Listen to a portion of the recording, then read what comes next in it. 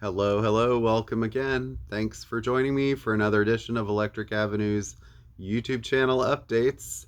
Appreciate you joining me once again. If I look a little worse for wear, it's because it's been a rough couple of days. I had a cat go to the vet hospital yesterday. She seems to be sort of stabilized, but it's been a little bit of a rocky sort of wrench in the works. And as many of you people who love your animals and love your pets know, you'll do almost anything for them. So that's basically where we're at. Anyway, life just throws you all sorts of curveballs, doesn't it? So let's get to the new releases for the week.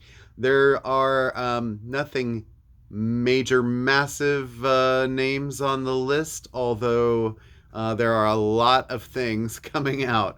So I'm going to try and get through them as quickly as possible and then throw in another little recommends at the end. Probably something many people have heard, but anyway, some I'm trying to pick records that are sort of somehow meaningful to me in a way. So anyway, let's get started. First thing this week, Jonas Brothers. The Joe Bros are back with the album, and this features the song Waffle House that everybody seems to be talking about. I mean, I didn't know that going to the Waffle House was going to solve the world's problems, but apparently it can be reduced to that. Um, no, I'm just like giving them a hard time. I mean, I think the guys are more talented than I would have given them credit for in the beginning. But yeah, I don't know. I'm probably not going to buy it. This I'm very intrigued by. It's Alison Goldfrapp and her first technically solo record. This is called The Love Invention. And the tracks I've heard from it are pretty synth pop, dancey kind of stuff, which her band Goldfrapp, which was basically her and Will Gregory, always sort of kind of dabbled in off and on anyway. But with Will's involvement, I mean, we're talking about somebody who played saxophone for Tears for Fears on The Working Hour. If you've ever heard their album Songs from the Big Chair, that's sort of the first sort of memory I have of Will Gregory's name being on a record. And then in the 90s, he and Allison, who had been working with people like Tricky, sort of teamed up as a duo. And wow, they, eventually became much more successful than I think either one of them probably thought. Maybe they did, mostly in the UK. And the one album that they did that was super poppy was called Head First. And that was, they kept comparing it to like ABBA and stuff like that. And then she completely like derided it afterwards and said, well, it was too mainstream. And what I'm hearing of this is pretty much where mainstream might be right now. So I don't know what the intention of this was. I think being sort of in the years of lockdown and coronavirus, she sort of came up with this with other collaborators. But, I hope that this does not mean the end of Goldfrapp as a project between the two of them, because they really do make some magic together, whether it be dance sort of edgy kind of dance pop versus like they'll do kind of quiet meditative folk music, orchestral music. It's sort of all over the map. James Bond sounding stuff, but this is more sort of dance pop from what I gather. I've only heard a couple of the songs and was like, wow, that's pretty mainstream for you there. So we'll see where it goes. I mean, it's an experiment, right? And maybe they'll find a new audience, or she will. So as we speak, the new Bella Fleck record with Zakir Hussain and Edgar Meyer. Fleck is just continually turning out great material, and that's not really like noteworthy because I think a lot of people who've been following Bella know how talented he is. Another long time writer, singer, songwriter, country rock Rodney Crowell. This album was produced by Jeff Tweedy. So if you are a Wilco follower, it's called the Chicago Sessions, and probably had something to do with being around Chicago. I mean, they're both from Chicago during the years of coronavirus, not traveling so much, but it's his new studio record. Someone that Rodney has worked a lot with in the past that has a reissue out this week, Emmylou Harris's Stumble into Grace. This is really one of her great later period albums. She's had at least 3 or 4 that I found pretty stunning, starting with Wrecking Ball, Red Dirt Girl, and then this one. So I don't know if this is something that you probably should check out if you like Emmylou. First time on album, special cream color vinyl. And I think this might be produced by Daniel Lanois. I'm not sure. The others were, but she does a great sort of like haunted, chiming sort of country sound. It's not your typical sort of Shania Twain kind of stuff. It's not like pop country. So Moby. Back sort of again, this album obviously you see from the Deutsche Grammophon label is sort of more going, he's got a deal now with this classical label, but basically he's revisiting his old songs and doing them with new collaborators. So this features a very wide-ranging list of performers. Nicole Scherzinger is the first listed here. Gregory Porter and Damien Jurado are the 3 listed on the cover. On the back, I also see Margot Timmons of Cowboy Junkies, Amethyst Kia, Ricky Wilson, Danielle Ponder, and Lady Blackbird, who are 2 really great modern soul and jazz singers. So might be interesting to hear that or give it a spin. Okay, so reissues. This is probably the one that most people in the jazz community are looking forward to this week. Miles Davis working with the Miles Davis Quintet.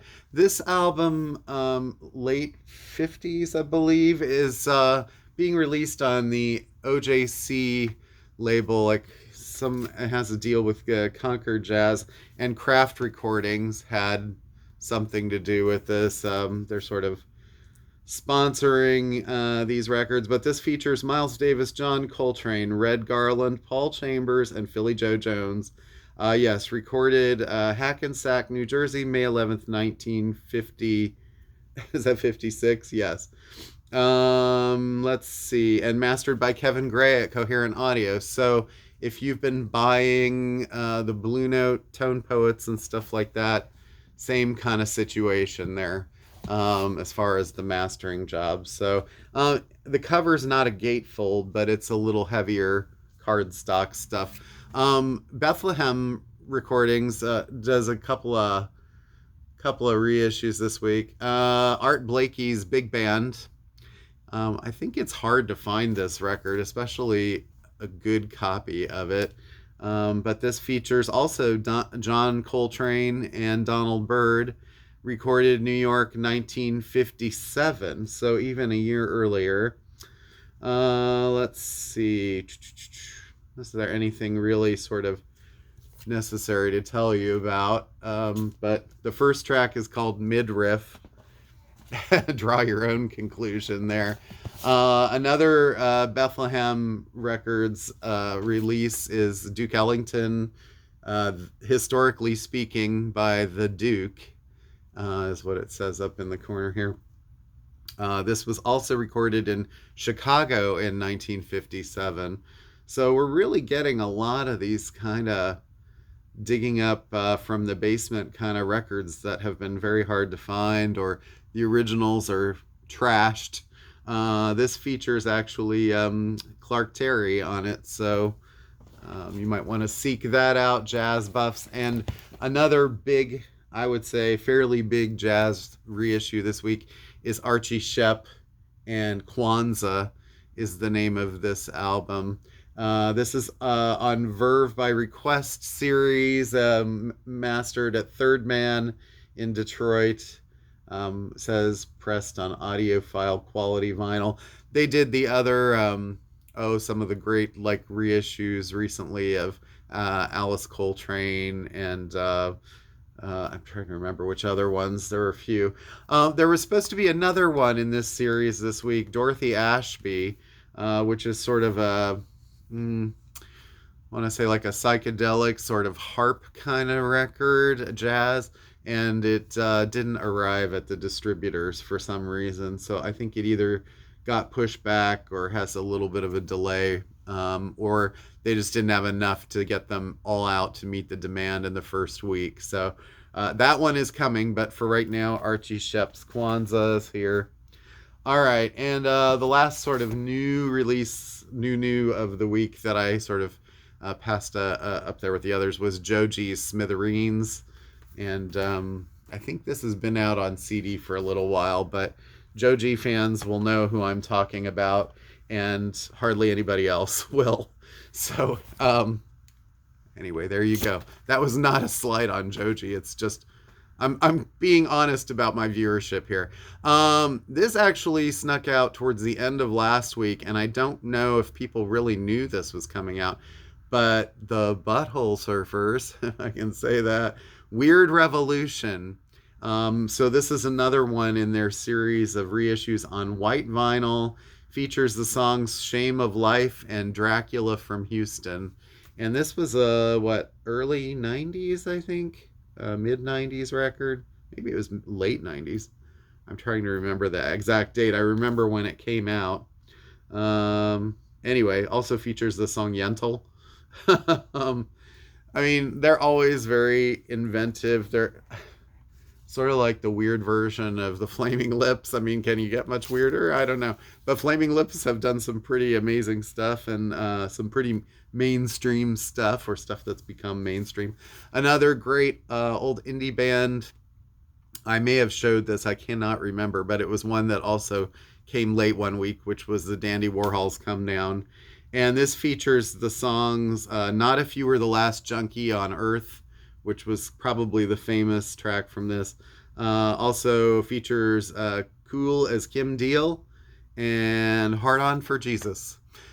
So I think you kind of know what you're getting with the Dandy Warhols, especially like the early stuff. And oh gosh, their whole like the feud, whatever, with Brian Jonestown Massacre. I mean, we could sort of start talking about indie rock band sort of like feud, whatever.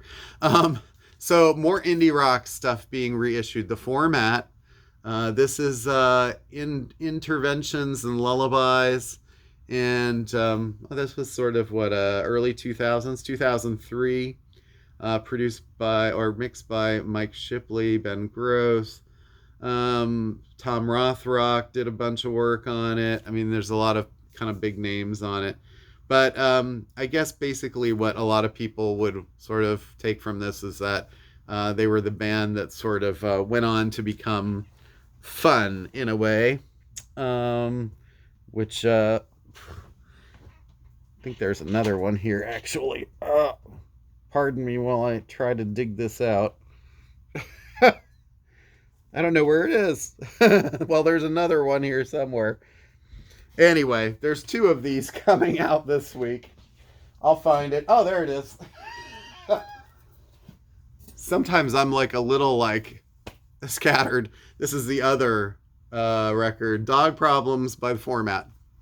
Great cover. So yeah, anyway, I think this one produced by Stephen McDonald. So again, Nate Ruiz, I think, had something to do with these. All right, and then Fun had their own reissue. This is the earlier. Obviously, Some Nights became a massive hit because of We Are Young, but this was sort of earlier than that. Blue Jay, Aim and Ignite is the name of the album. Blue Jay vinyl. I guess that's blue and white. Includes bonus tracks never released on vinyl before. So Fun fans, you might be wanting that stuff. Okay. See, I'll get it together here. All right. Animal Collective. Spirit They Are Gone, Spirit They Vanished. Sort of an early record of theirs, probably kind of highly sought after. It's strange but critically acclaimed, as many Animal Collective records are. Unicorns. This one is limited color vinyl, 20th anniversary. Who Will Cut Our Hair When We're Gone? Psychedelic, indie rock.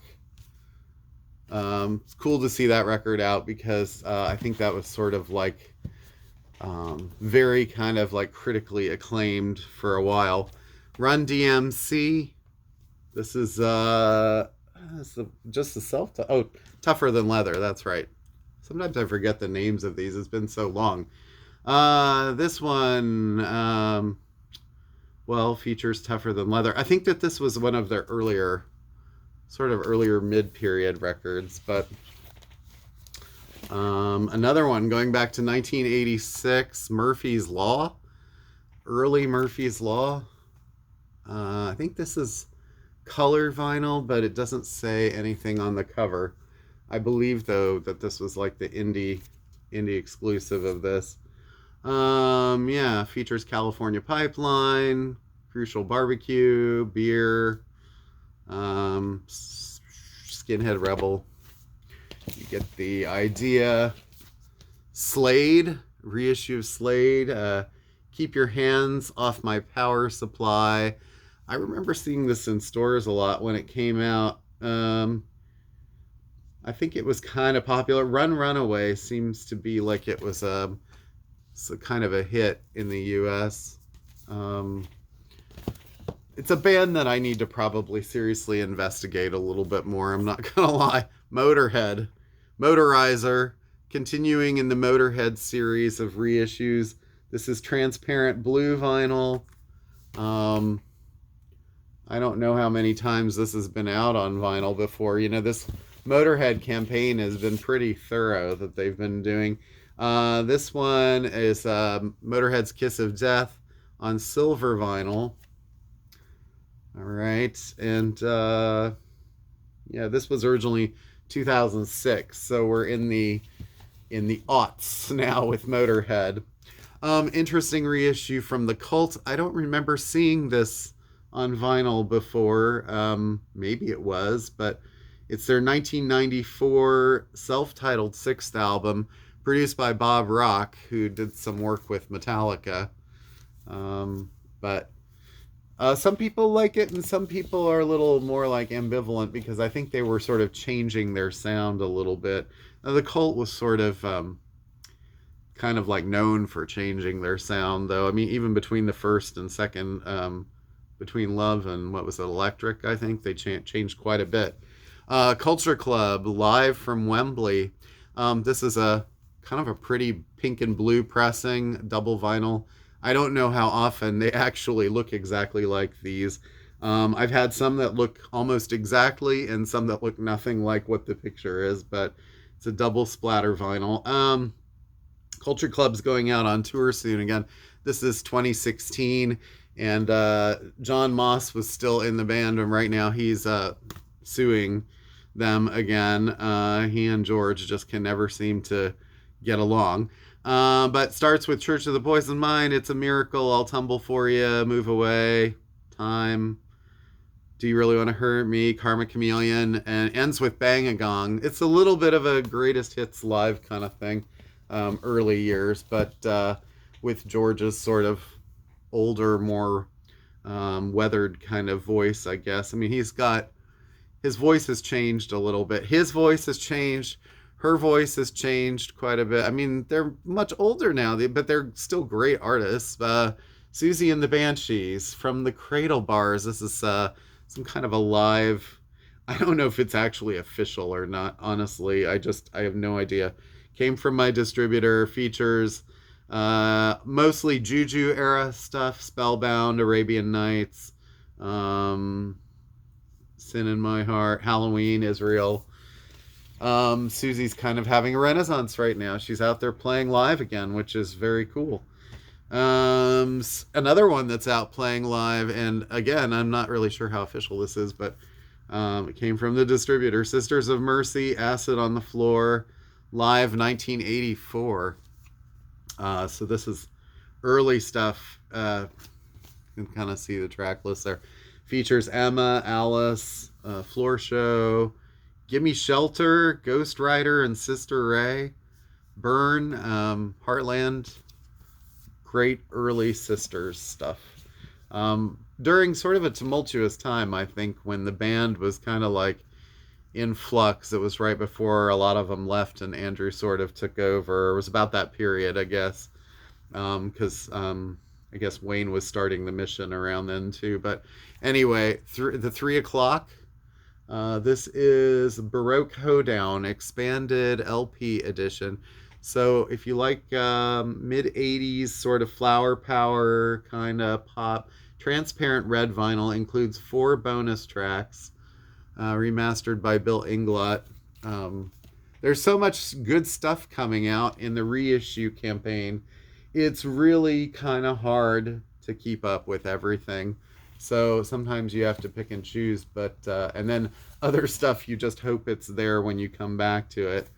Beth Hart, Screaming for My Supper. This is sort of her 90s debut, I believe. This was this a limited 1,500 individually numbered yellow and orange vinyl, color vinyl. It was a Warner Brothers record. Beth has had sort of a rough time of it in her career, mainly because she's had a lot of problems herself, but she basically was kind of like the one that they were really going to push, and then it was her and Alanis, and Alanis had the catchier radio songs that really took off, and Beth kind of got left in the dust with her addictions and issues, and she's since really pulled it together in a lot of ways. Works a lot with Joe Bonamassa now, and just did that great Led Zeppelin covers album last year. So I don't know, more power to her. I think she's had a tougher road than some. Warrant, Cherry Pie. I can't believe I'm showing this in 2023, but you know, whatever. It's a reissue, as you can kind of see from the fashion and whatever, and the the depictions of women and such. But I don't know, this features obviously the massive title track, and so people looking for that record, I think this is just black vinyl. They came out, Music on Vinyl came out with some color edition, but I think they were so limited that they got snapped up before they really ever reached the store. Another one that they just put out is Dog Eat Dog, which I think this is the 3rd album. They did just come out with Dirty Rotten, Filthy, Stinking Rich too, so there's all 3 Warrant records have been reissued recently. And this Mama, Hans Zimmer live. So if you're into soundtrack music, kind of like jazz and soundtrack type stuff, this is the ultimate Hans Zimmer live album, featuring his greatest hits, newly arranged for band, orchestra, and choir, with him on multiple instruments. Lion King Suite, Dark Knight Suite, Dune stuff, Gladiator Suite, Dark Phoenix, Interstellar, Dunkirk.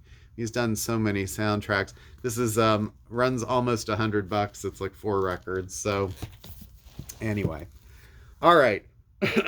So that's new releases for this week. Most things are here.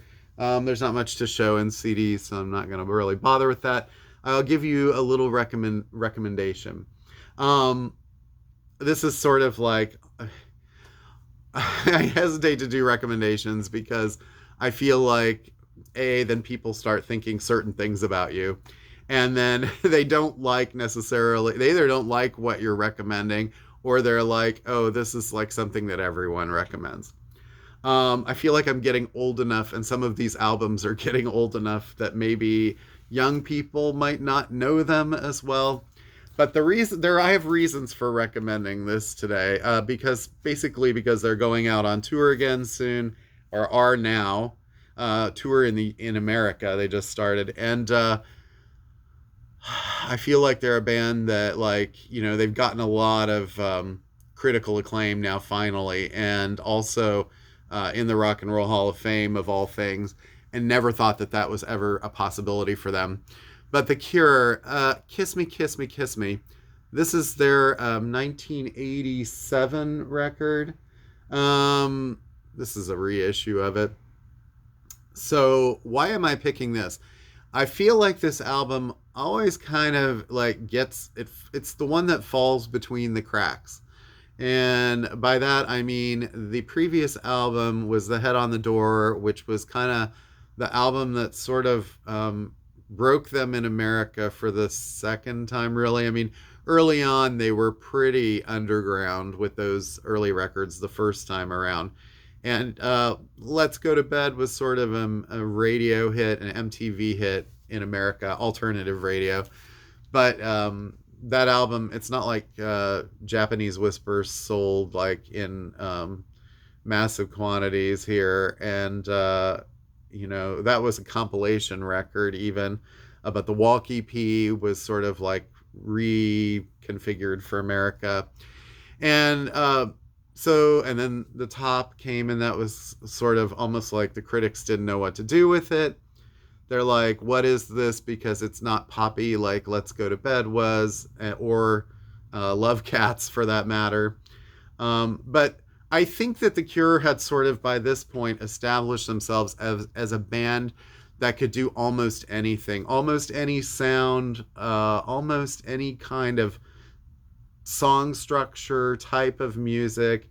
And even though they'd done like synth pop on one record, really, and jazzy, like weird kind of like, because jazz was a big thing taking off in England too. They were the band that kind of soaked up all of the influences of all of the other bands and put them out there in such a wide ranging kind of melange of sounds, which is probably why later on they had an album called Wild Mood Swings, because that's basically what they were early on. I can't say early on. The early stuff was pretty like monochrome. Certain albums like 17 Seconds and Faith were pretty downbeat.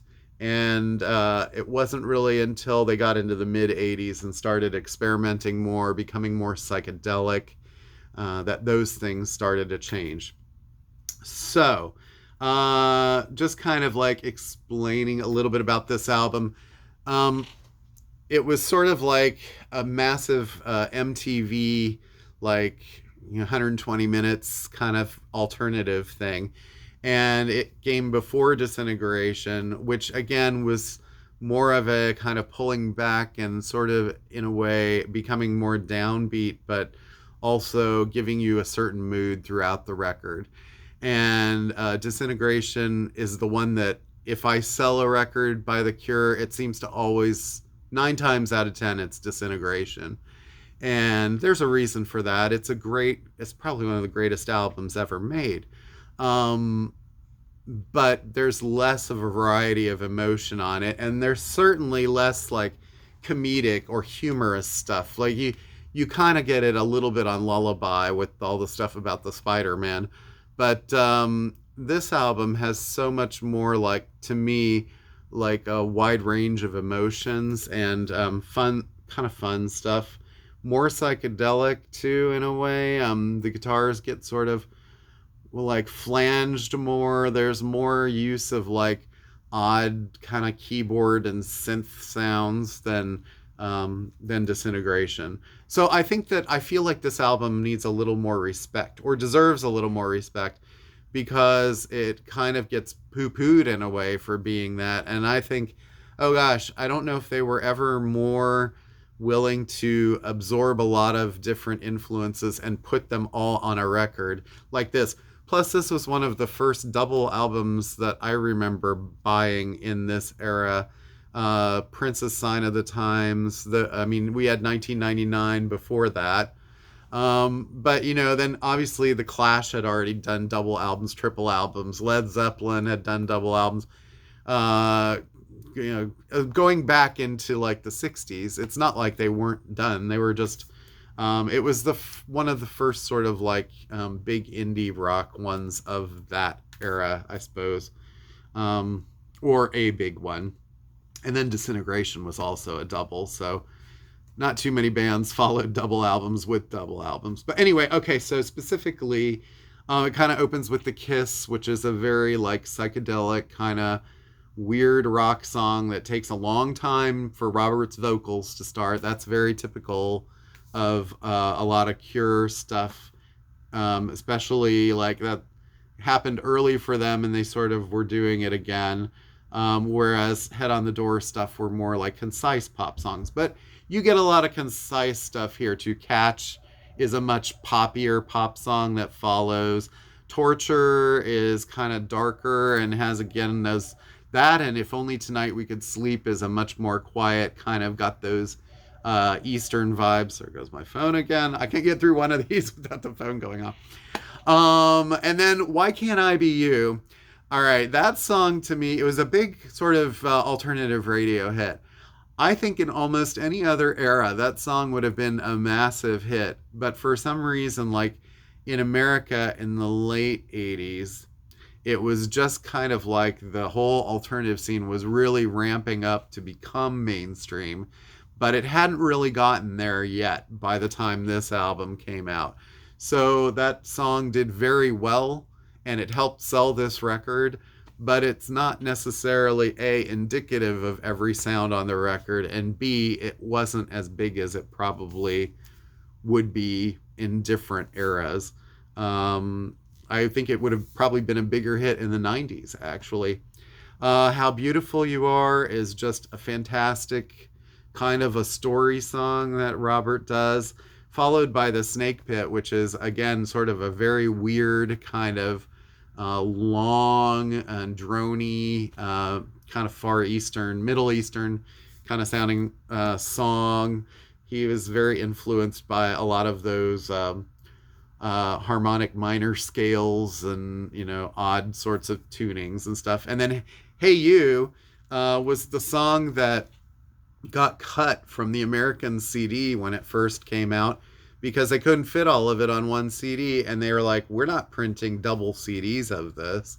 So if you bought an early copy of this record, it did not feature Hey You. And they corrected that later on. They did the same thing with Prince's 1999 cut off DMSR.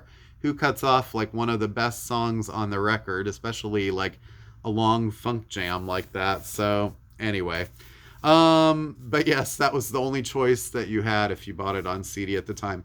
So then the second half starts with Just Like Heaven, which is probably one of their greatest sort of mellow kind of pop rock songs. You know, it's got beautiful song that sort of is a template for songs like Friday I'm in Love, which are a little more like cheeky probably, but All I Want is sort of a darker kind of song. He keeps saying, I want to love you like a dog or hold you like a dog. Robert sort of in his writing, you'll notice he loves talking about dogs and Christmas, and they're in a lot of songs. So Hot, Hot, Hot, another song that probably should have been a bigger hit than it was. It's kind of The Cure goes funk, and I'm not sure what that influence was, if Robert was listening to, I don't know, like Duran Duran's work with Nile Rodgers or something. I don't know exactly where that came from, but it's sort of like, yeah, The Cure's going to try being a funk band on a couple of these tracks. So that was kind of cool. One More Time, and then later 1,000 Hours. Those songs are very drifty, and while they kind of get slighted, I think sometimes for being like a little lightweight on the writing aspect, they also are the songs that are templates for songs from Disintegration. Songs with very long, drifty intros with very few lyrics, but just beautiful vocals. I mean, 1,000 Hours has an incredible vocal. And recently, Robert was named one of the greatest vocalists of all time. I think Rolling Stone put him in that list. And so he can get very quirky at times and very sort of Robert-ish. But other times you just think like, wow, what a voice that guy has. And still, if you see clips of him performing in these recent shows he's been doing, now into his 60s, his voice is still pretty great, you know. And you think of a lot of other musicians whose voices have changed a lot. I think of like from this era, probably like Ian McCullough of Echo and the Bunnymen, whose voice has gotten a lot lower and more gravelly, and probably from like, you know, lots of cigarettes. Susie, but Roberts is pretty similar to what it was. So he's managed to keep that for a long time. Oh, just to finish up here a little bit. So like Cockatoos, probably one of my favorite Cure songs. Very mysterious and haunting and weird, and it has this strange like cool synth orchestra that kind of comes in, and this weird kind of clicky drum machine beat in the background. And the last side of this starts with Icing Sugar, which is a kind of a instrumental.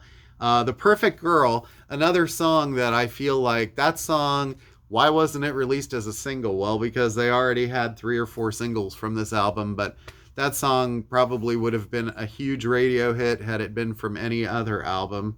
Then 1,000 Hours, and finally Shiver and Shake, which is sort of similar to from the Top. They had that song Give Me It, which is kind of a little bit less of a wild song than that, and Fight, which has a pretty distinctive kind of closing, aggressive almost sound without being overly rock. I mean, we're not talking like the most aggressive like Nine Inch Nails or Rage Against the Machine or anything like that, but it has more of a kind of a darker edge to it that kind of maybe sort of reflects the wild mood swings of Robert Smith.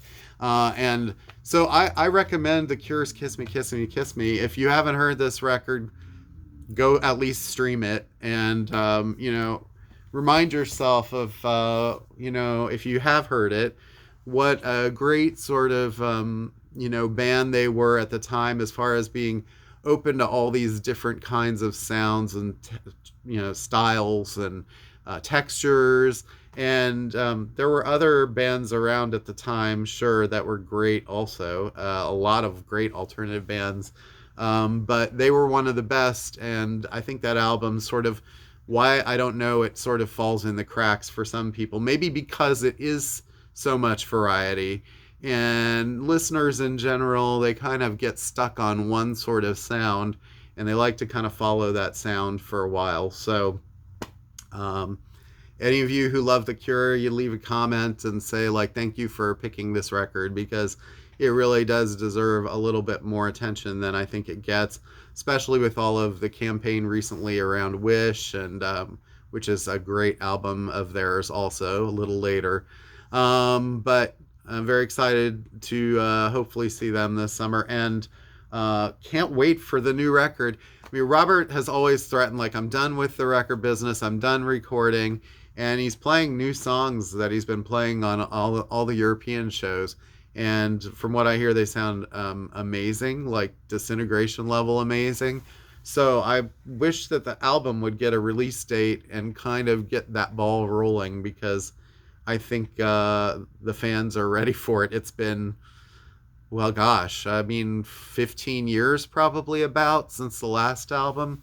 That is a very long time, considering that their entire body of work up until this point was maybe 10 years. And that was a significant number, seven or 8 albums and a bunch of singles. I also should mention there were great B-sides from that album too, which is another thing that I think The Cure excelled at during those periods. Songs like Chain of Flowers, Breathe, stuff like that. Also very haunting stuff that could have made the album, and why it didn't, and then why, when they do reissues of these things, they don't put the B-sides with the album. There was that big B-sides collection called Join the Dots, which I also recommend listening to. Sometimes you get 2 songs in a row that are the same song, and you're like, well, why is this? But mainly because they were different versions around the same time. But putting the respective B-sides with the album is probably a good idea, and I wish more record labels would consider doing that, especially with artists who did have a lot of B-sides. So, all right, guys, thank you so much. I sort of rambled there at the end. I promise in the future I will pick either shorter albums to talk about or talk about them a little less, but I get on a roll and sometimes I'm hard to keep quiet. So, I hope you enjoyed the recommend. And, if you haven't gotten that record and you're on the fence, I think you'd be happy with it generally. Trying to pick things that at least I think there's an audience for. So if Kate Bush can do it, all right, congratulations, Kate and The Cure, both in the Hall of Fame now. So, all right, take care, guys. Thank you so much. See you next week. Peace. Be well.